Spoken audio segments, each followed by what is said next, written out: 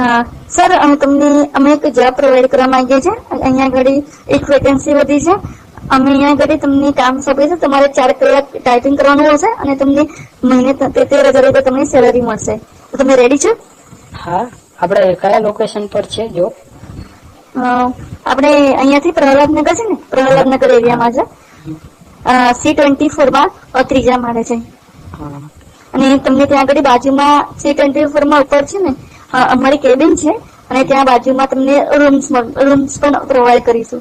તમને આરામ કરવા માટે અને તમારે રાત રોકાવાની ઈચ્છા હોય તો તમે રોકાઈ શકો છો.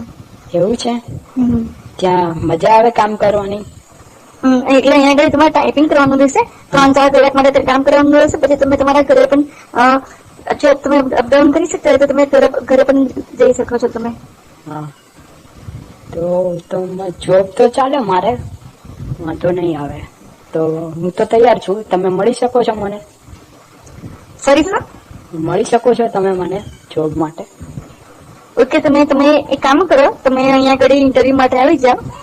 આજે બપોરે 2 વાગે તમે આવી જાઓ તો વધારે સારું રહેશે.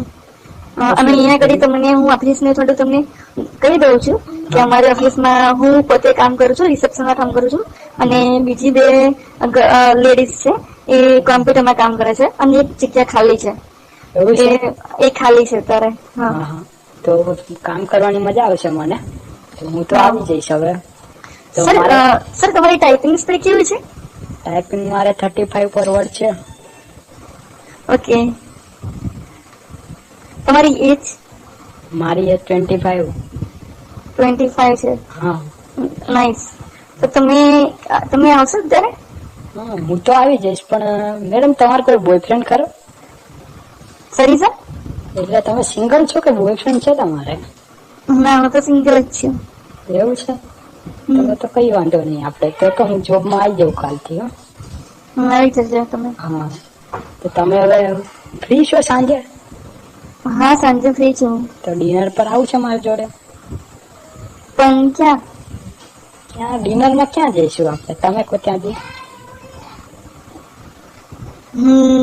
તમે કહેતા હોય તો ત્યાં એક કામ કરો ને, મારી ઓફિસની બાજુમાં રૂમ્સ કરીને ત્યારે તો તમે જમવાનું પેક કરીને ડિનર પેક કરાવીને લેતા આવજો.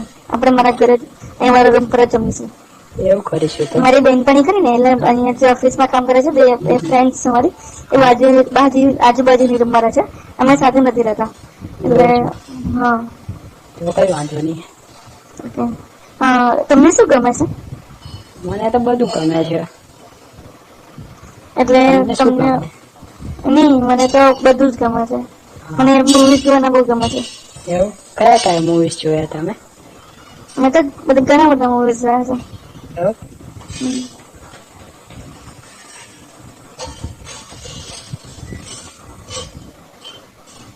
સાંજે તો પછી તમે મળજો મને. સારું, આજે આપણે મળીશું. થઈ જશે જોબ પરથી.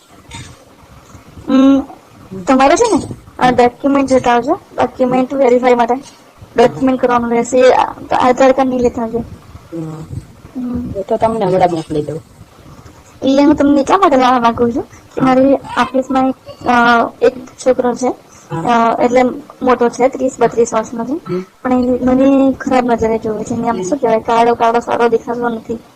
એટલે મને મારા પર લાઈન મારવા માંગે છે.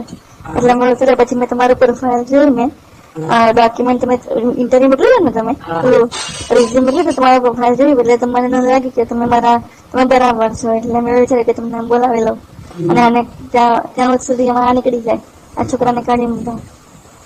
તો હવે વાંધો નહીં, હું તો આવી જઈશ કાલથી. તમને મજા આવશે હવે કામ કરવાની.